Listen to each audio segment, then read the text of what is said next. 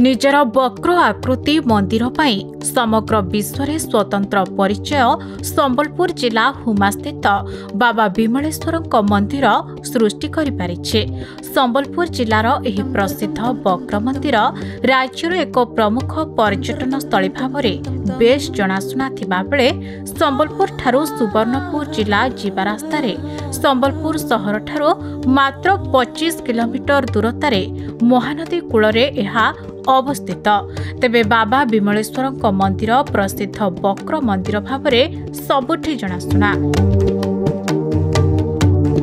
एही मंदिरर विशेषत्व है जे एठारे बाबा विमलेश्वर पूजा पाउथबा मुख्य मंदिर समेत मंदिर परिसर रे थिबा सबु पार्श्व देवादेवी समेत एहार पाचेरी मध्य गोटिए पट तळको वक्र होइकी रहिछे। एथिपाई एहाको वक्र मंदिर बोली कहा जाय। एहासह एहार अन्यतम प्रमुख आकर्षण है मंदिर को लगी रही महानदी ठारे देखा देउथबा कुढ़ माछ। एथिपाई एहाको प्रतिदिन असंख्य संख्यार पर्यटक आसीथांती। देखो तो हुमा मंदिर गोटे सर्व पुरातन मंदिर संबलपुर रे एवं जो हिसाब रे तार डेवलपमेंट हवा कथा आहरी बहुत किछि हेई परिबो।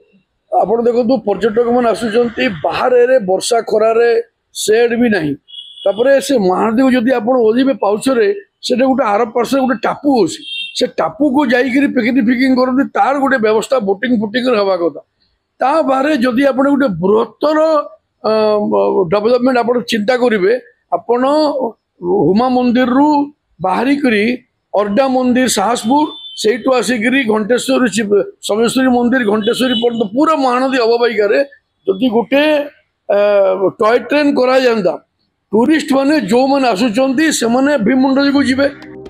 तेबे वर्तमान एही विमलेश्वर बाबांको वक्र मंदिर विकास नै सरकारक सह पर्यटन विभाग पक्षरु एहार उन्नतीकरण कार्य नै स्वतंत्र पदक्षेप निया जायछि।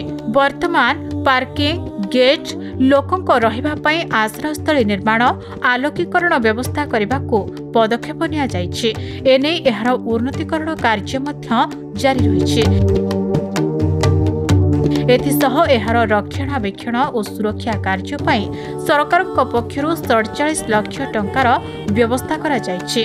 तेबे राज्य सरकार पक्षरु एही सब उन्नतीकरण कार्य शेष हेबा परे एठाकु आसुथबा पर्यटकक संख्या आहुरी वृद्धि पाइब बोली संबलपुर पर्यटन कार्यालयर सह पर्यटन निर्देशक रविंद्र कुमार दलाई सूचना दैछन्ते।